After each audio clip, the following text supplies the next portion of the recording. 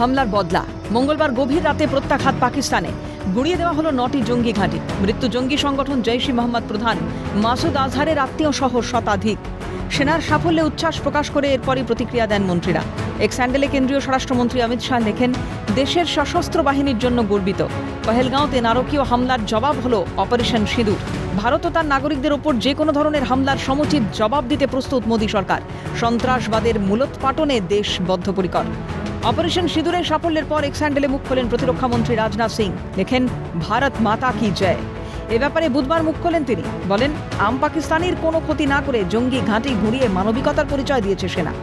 हमने जो लक्ष्य तय किए थे उन्हें ठीक समय तय योजना के अनुसार सटीकता से उन्होंने ध्वस्त किया है और किसी भी नागरिक ठिकाने सिविलियन पॉपुलेशन को जरा भी प्रभावित न होने देने की संवेदनशीलता भी हमारी सेना ने दिखाई है। यानी एक तरीके से देखा जाए हम कह सकते हैं एक तरीके की सटीकता, सतर्कता और मानवीयता यह हमारी भारत की सेना के जवानों ने दिखाई। পাকিস্তানে প্রত্যাঘাত ইস্যুতে অবশ্য নরেন্দ্র মোদী সরকারের পাশে দাঁড়িয়েছে বিরোধীরা।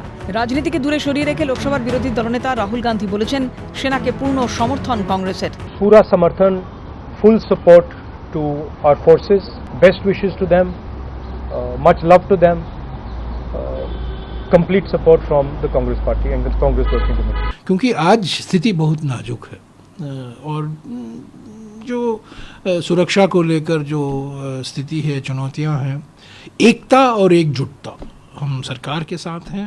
हमने हमेशा 22 तारीख से हम कहकर आ रहे हैं कि हम सरकार के साथ हैं।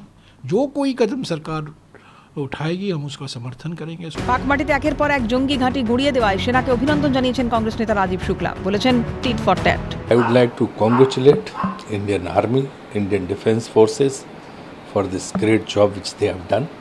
And this is a tit for tat. This is a lesson which has been taught to Pakistan.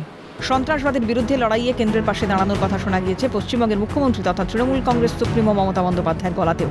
বলেছেন, সন্ত্রাসবাদের বিরুদ্ধে কাঁধে কাঁধ মিলিয়ে লড়াই। আমরা সবাই একসাথে কাঁধে কাঁধ মিলিয়ে এই লড়াইতে আমরা যারা লড়াই করছি পহেলগাঁওয়ের বিরুদ্ধে, টেরোরিজমের বিরুদ্ধে, সন্ত্রাসের বিরুদ্ধে, তারা কাঁধে কাঁধ মিলিয়ে লড়াই করব।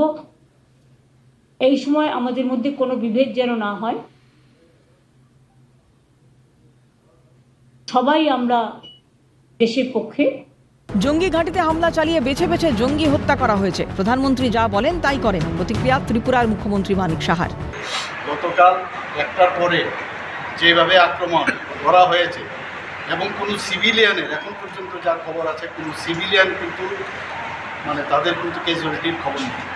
পাশাপাশি একদম প্ল্যান করে যেখানে যেখানে টার্গেট করা, যেখানে এই টেররিস্টদের জন্য যেখানে ট্রেনিং নেয় সেখানেই দেখে দেখে সেখানে বাছাই করে তাদেরকে টার্গেট করে সেগুলোকে ধ্বংস করা হয়েছে।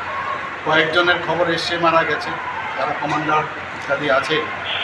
তো প্রধানমন্ত্রীজি যেটা বলেন সেটাই করেন।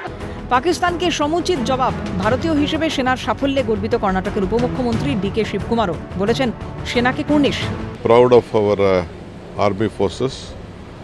They are protecting our image, doing hard work, safeguarding India's interests. So let us be proud, let us salute them, and we have to stand by them. সেনার সাফল্যে গর্বিত প্রাক্তন কেন্দ্রীয় মন্ত্রী অশ্বিনী কুমারও বলেছেন, সেনা সঠিক সময়ে প্রতিশোধ নিয়েছে। Pahalgam massacre of innocent citizens of our country has at last been avenged. We must applaud the nation, the government and our military leadership for taking the right step at the right time. মুখ খুলেছেন বিজেপির অভিনেত্রী সাংসদ কাঙ্গনা রানাওয়াতও। বলেছেন, দেশ সুরক্ষিত হাতে। हमारे यशस्वी प्रधानमंत्री जी ने ये नाम इस ऑपरेशन को दिया। जो हमारी बेटियां हैं, हमारी माताओं के सामने बहुत क्लोज प्रॉक्सिमिटी में, जैसे आपने सुना कि हेड शूट करके जो है उनके सुहागों को छीना गया, तो उसमें कई खून से जो है इसका बदला लिया जा रहा है। तो हम देश की कामयाबी की प्रार्थना करते हैं। সব মিলিয়ে স্পষ্ট, দেশের অভ্যন্তরীণ রাজনীতির ঊর্ধ্বে উঠে সন্ত্রাসবাদের বিরুদ্ধে সমস্ত রাজনৈতিক দল ঐক্যবদ্ধ। ক্যালকাটা নিউজ।